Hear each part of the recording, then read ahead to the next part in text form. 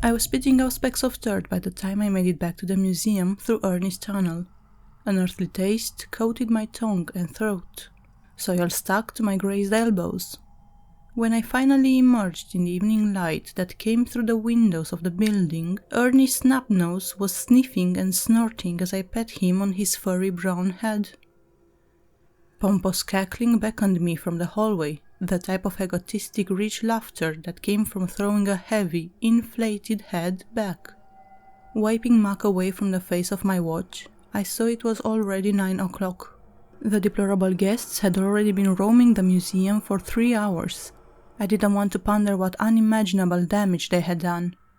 I was about to lead through the doorway of the Animals and Evolution exhibition for the foyer and make my way towards the sealed door, but when it suddenly began, my heart felt as if it had stopped. One after another, the display cabinets throughout the museum that once held imprisoned exhibitions exploded into clouds of broken shards. Shattering bangs echoed down the hallway, the floors above me, the greenhouse. It was a symphony of broken glass clattering throughout the entire building in bursting pops, a cacophony of impending frenzy. The air inside the museum was intense, scalding. Me, its tour guide, the eyes and ears of the place, was trying to leave it for good, and the building exploded in a hot retaliation rage. The museum abhorred me for attempting an escape, and the exhibitions were let free. From the halls, the once cackling guests soon found quiet and confusion, and silence swiftly grew screams as delirium blossomed into blind fear. It occurred to me in that moment of sharp terror that the museum itself was an exhibition in and of itself, a wealthy man's Pandora's box. And, staring around at the violent exploding glass that had housed our precious artifacts, her message was hauntingly clear. If she couldn't have me, then no one else could. 2 men frenetically bolted into the room, running from an unseen horror. Their faces wore polar opposite expressions. One spoke volumes of fear under a furrowed brow. The other had a jaw that was tightened with invisible bolts of disdain. Mr. Frightened and Mr. Angry, a rich dichotomy which showed their contrasting feelings in the face of death. Here, in this abominable rich man's graveyard, they knew they were going to die, and to hear the museum narrow their death sentence with every pop of distant glass felt intensely euphoric. "What's going on?" Mr. Frightened's voice was a helpless drone. "Where were you?" I held my breath. From their demeanor beginning to calm, it was evident that they felt relatively at ease in the seemingly dull animal wing of the museum. I would have felt the same if my eye didn't catch the finger-length chameleon crawling up Mr. Angry's wrist. The other man caught wind of what I was looking at. He looked down at Mr. Angry's forearm, and his bulging eyes looked like they could have fallen out of his head. "Oh God!" the man with the chameleon up to his elbow said. "I've read about this, on the placard. How did it get—" His voice was shaking.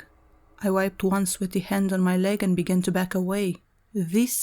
All of this didn't concern me. I had to escape the museum. I had to find out what was behind the steel door. "It's going to bite me, right? It's venomous, right, guide?" Mr. Angry shrieked. "Get it the hell off me!" I interjected, stepping one foot back, then the next. "No, thought it's—" Without warning, the man peeled it from its skin, one thumb pushing against the chameleon's neck to expose fangs. Mr. Angry swiped the reptile at the other man with force, and its mouth stuck to its skin like a dartboard, and he laughed. The rich and famous that visited were never going to change, I thought, watching Mr. Frightened squirm and hold the blood that slowly drizzled from the fleshy carved holes in his neck. Never. The bitten man looked like a chameleon for a while. At least, part of him did. His wounded neck skin bloomed orange, violet. Scaly flesh beneath his jaw was iridescent in the moonlight. Human cells were never meant for camouflage, and the man was soon testament to that. Mr. Frightened didn't make a sound, only an anguished grimace in pain as his skin cells flowered sage, then ocean blue. The pain was clearly insufferable, enough to turn him mad, enough to want to spoon the bloodshot eyes out of their sockets. Though the worst stomach-curdling process was yet to come. There was never venom, though the chameleon's bite was turning his skin.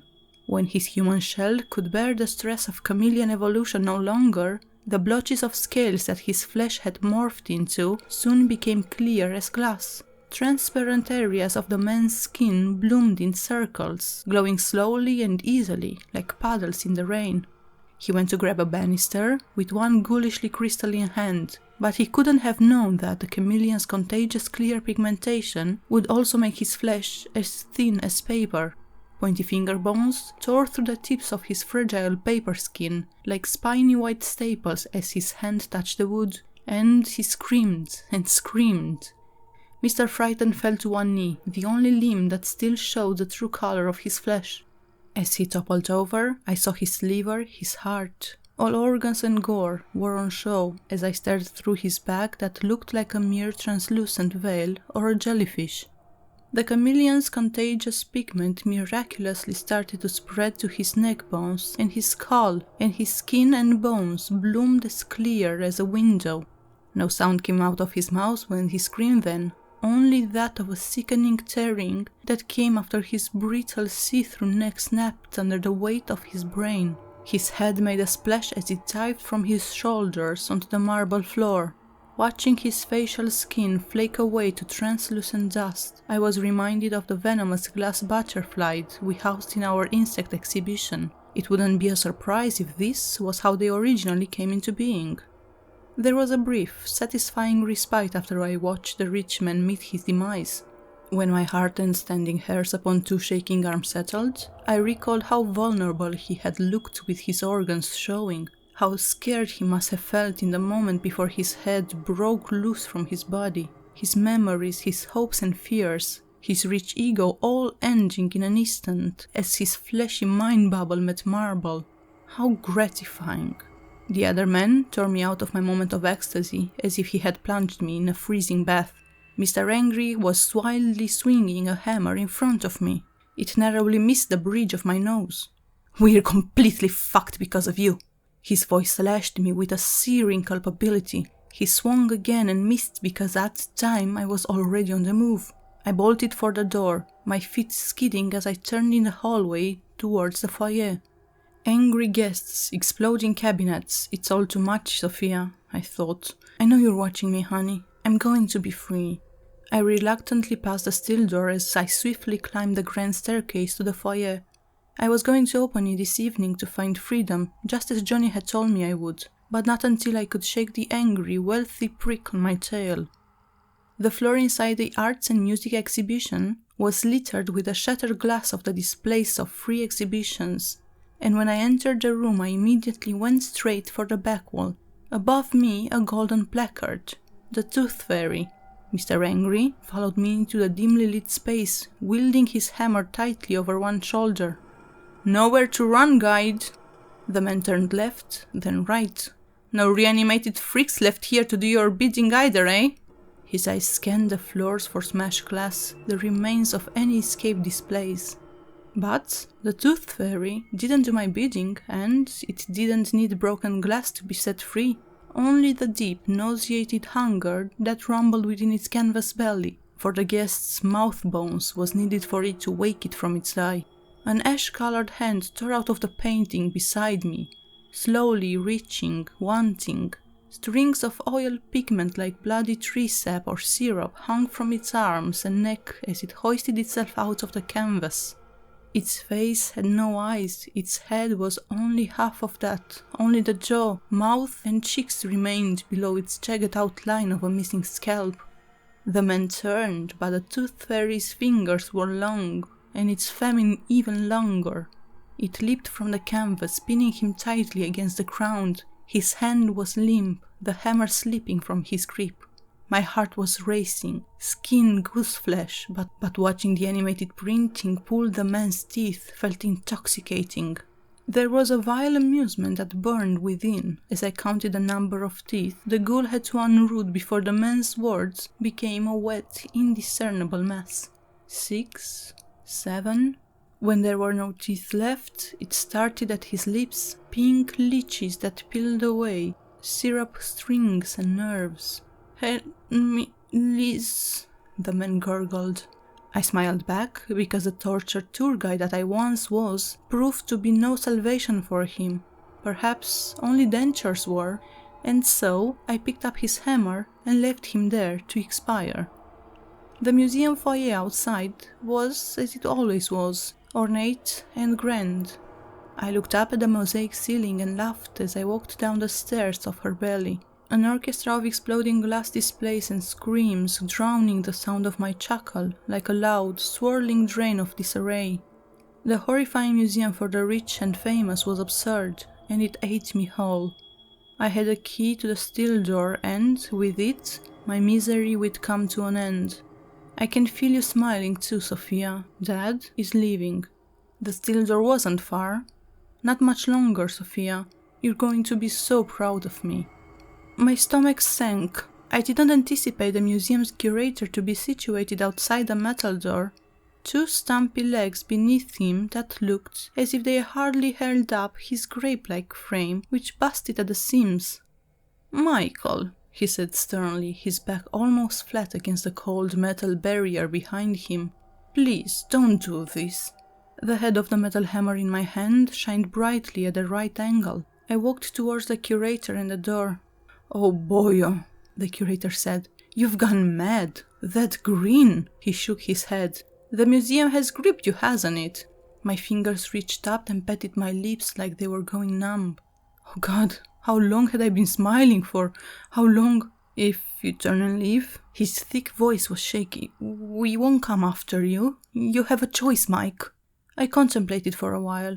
Cold from the snow outside came through the broken foyer windows and chilled my bones, and I watched the steam from my breath rise from my lips. Retire, be free, leave what years you have left, or enter the door and you'll never leave. It will break you, boyo, it will break her. He was holding his hands up submissively. "Please, Michael, do you want to leave?" I wanted to reply, I wanted to say yes, but the museum held my tongue, my arm, and the hammer swung and swung. Each blow was half Michael, half museum, but all of it, every cracking of his skull, every slush of the curator's brain under my hammer, was the bite of 15 years of torment. It was surprisingly easy to turn his skull into broken shards of bone and a gargling fountain. Blood ran freely onto the ornate white floor like long, branching worms. In the poor lit grayscale blanket of the evening, the curator's life fluid stood out vividly as a red pool against the rounding dull, washed colors. My breath was labored through smiling teeth that were speckled with red paint. He's dead. He's really dead. It took a while for me to catch my breath, but when I finally did, I fumbled around for the key in my pocket and found that it slid into the steel door with ease. Surprising ease, as if the door had been opened regularly. But it can't have been. I was here once a week, and it was always locked tight. The steel door groaned open. Circular lights adorned the short metal hallway in rows, leading to a second wooden door a few steps away. Above the door, a golden placard. It read, "The Next." My stomach plummeted. In bold letters, "The Next Guide." I reluctantly brought myself towards the second door and pulled. If I had been wearing a smile again, it was soon gone. Pink wallpaper plastered the walls inside the space, and peeled off occasionally in curled rips, save for one wall that was well kept, most likely because it was decorated with Polaroid photos. The shelves were littered with teddy bears, the ground with clothes, the ceiling with fairy lights. I moved to the wall with the images and braced it with one hand as I peered closer. As I picked one of the pictures, I caught the scent of iron from the dry blood on my hands. It was dated 3 years ago. Center frame was a curator, slimmer back then, alongside a blonde teenager in a tidy ponytail. They were smiling. Another Polaroid unstuck itself from the wall as I pulled. Upon the white bar beneath the picture there was some writing that was messily scribbled in vivid. "Flytrap's birthday." Dated a couple years prior, it depicted a curator and a girl, younger this time, beside our giant Venus flytrap we kept in the greenhouse. This photo had been taken at the museum while I was working. What is this place? Reaching all the way to the end of the wall, I picked up the earliest photograph. It was dated 15 years ago. The curator was sitting next to a hospital bed, the slimmest I have seen him, and with a full head of hair. Beneath the Polaroid, more writing, "Cancer-free." Right off the picture on the bed beside the curator was the same young girl, maybe 5 or 6 years of age. She had bright blue eyes and... Sophia! The pink room was spinning. I felt like throwing up. This can't be happening. It wasn't happening. The curator was right. I was going mad. I'm going mad. I'm just going... Dad? Her words were quiet, distant, and afraid. Her voice broke me in two. I turned. Those same eyes. That same smile. My sweetheart was older. She was in her early 20s. After all, it had been 15 years since I last heard her voice. Sophia? The words trembled from my lips. For a while I cried as she hugged me. I thought about how the curator doctored the hospital's notice of death that I had received so many years ago. I thought about how Sophia had been beneath my feet the entire time, caged like an animal and enslaved as a future pawn for the rich and famous. But after some time, I only thought about her smile. When she pulled away from me, her eyes caught the bits of the curator's skull upon my maroon waistcoat. We still caught up. We had a lot to talk about. But after she had seen what was on my coat, her smile had faded, and the sparkle in her eyes was long gone. Still bawling, she sat upon her bed. "Where have you been?" she asked. "Right here at the museum, honey, once a week. The other days I spent off-site, never far." I spoke. "They don't let me visit the museum on my off days. They have lots of cleaning to do." She was choking up as she spoke. Her words took a while to come loose from her lips. "No, they don't," she sniffed. "Dad, the curator shows and teaches me about the museum on those other 6 days." She pointed a shaky finger at the Polaroid pictures on her wall. "He says I'm going to be a superstar tour guide, loving every moment of working here, just like you." I thought back to the golden placard on the wall. The next guide. It felt like my heart was going to give out. This world was cursed. It was cruel. "Honey, it doesn't matter what he said. He was a terrible man. He has been raising it to be..." I shut my eyes tightly, inhaling a deep breath. I didn't want to tell her who he was. I didn't want to tell her that her life was a lie and her caregiver was a monster. "He's grooming you, darling, like cattle for slaughter. You're going to be a pawn for the rich and famous, just like me." She was shaking her head. "No," she sniffled. "That's not true, it's not." She bolted up from her bed and made for the door. "The curator is my friend, he wouldn't do that." I was shouting. "He's as bad as the rest, honey. Listen to me, they're all monsters, all of them. All the rich and famous that visit this godforsaken horror house." There's no way she ever saw the rich people. She was hidden away through the door the nights I had given them tours. She didn't know where to begin when unraveling my incoherent rambling, and at the moment she was just a sobbing mess. I went to hold her arm to settle her down, but she screamed, "Get away from me!" I felt helpless. "Listen to me, please," I said. "The rich are deplorable, and they are here once a week. You just don't see them because you're locked." She sprinted through the door. "Sophia, don't!" Her slipper splashed as it met the maroon puddle of blood that pooled outside the doorway. She screamed and screamed, not only because she was beside the curator's face that had been mashed to a bloody pulp of broken bones and flesh by my hammer, but she might have screamed because at that moment she knew her father was a monster. The words fell out of Sophia's trembling lips. You're a monster, Daddy." I went to grab her by the arm and hold her and tell her it was all right and that we were free, but she slapped my hand away and shrieked. My voice was quiet, pleading. "I'm not a monster, honey, She was backing away from me. Pale moonlight flooded in and painted bloody steps upon the museum's marble floors where her slippers had been. Looking down at the ground, she didn't see the disgusting man lying there that had tormented me for 15 years, nor the man that had kidnapped and groomed her to be the next guide. All she saw in the museum's curator's lifeless body were the remains of the honest man that had raised her in her father's stead. And I had just haphazardly scattered his brains across the marble floor with a hammer. She broke off into a sprint down the hallway, around the corner and down the steps she had walked many times before. I screamed after her and gave chase. When I finally saw her again, she had stopped in the middle of the foyer, a few steps from the door. Beelzebub and the Tooth Fairy were patrolling the halls, slowly making their way towards us. The museum's abominations did not wander aimlessly. They were searching for me. The museum was searching for me. It was not going to let me run free. The back of her blonde hair was facing me as she wrestled with the door locks. Sophia shrieked as I made my way past her and jammed my master key into the door and twisted. My heart was racing. The key that had worked for 15 years was not turning the lock. I kept twisting and turning my wrist, cussing as the museum's exhibitions loomed. It would never open, of course, not this evening, because something was amiss. The museum had no guide. Inside the foyer, Beelzebub fluttered a broken fly wing as it sucked his disgusting mouth tube in and out like a pacifier. When they would reach us, they would pull my teeth and flesh from my bones, as easily as boiled meat. Sophia would be next. No, she was going to be free. The ground scratched as Beelzebub dragged and contorted spiny foot across the marble. Closer, closer, and that's when I knew what I had to do. My arms were wide. "I will be resuming tours at 10 o'clock. Please leave your coats on the rack in the foyer," I said, my voice echoing through the museum. The sound of scraping and glass displays smashing was no more. "Is that what you want to hear?" I screamed at the museum. The two horrifying exhibitions inside the foyer stood frozen. "Is that what you want to—" I trailed off, falling to my knees. Tears streamed down my cheeks and onto the ornate floor.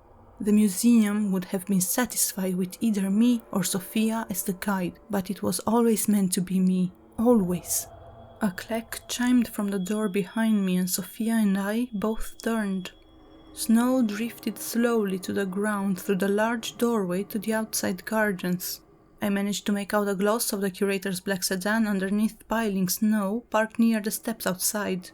"Do you see?" I said. I took Sophia's hand and held her cold grip tightly mine. "This museum is cursed. The people that visit it are cursed." Reaching forward, I braced her pale cheek with my other hand before she could squirm away. "Look at what I've become. Look at me."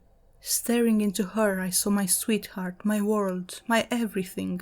Sophia was here, and she was real. She was alive. "Look at me, darling." Tears streamed down my face and met my shirt collar in blotches. "I may not be your father," I muttered. "Not to you, not anymore." I brushed her hair from her brow. "But I want you to know that I love you, Sophia." When her eyes met mine, I knew she hadn't seen her dad. She saw the museum, and I'm glad she did, because if she hadn't, then she might have stayed. "I will always, always love you, my girl." I like to remember her smiling in that moment, but it may have been a trick of the mind. I let go of her hand, leaving the curator's car keys in her shaking palm. "You get in that car, and you go," I said. She sniffled and nodded. "You go, and don't stop until you are safe, honey." Johnny was right about finding freedom through the door, though it was never mine. The museum had possessed me, just as it had Mariette, and I could never leave. But Sophia could. Goodbye, Dad. For the first time in years, my smile was warm and genuine.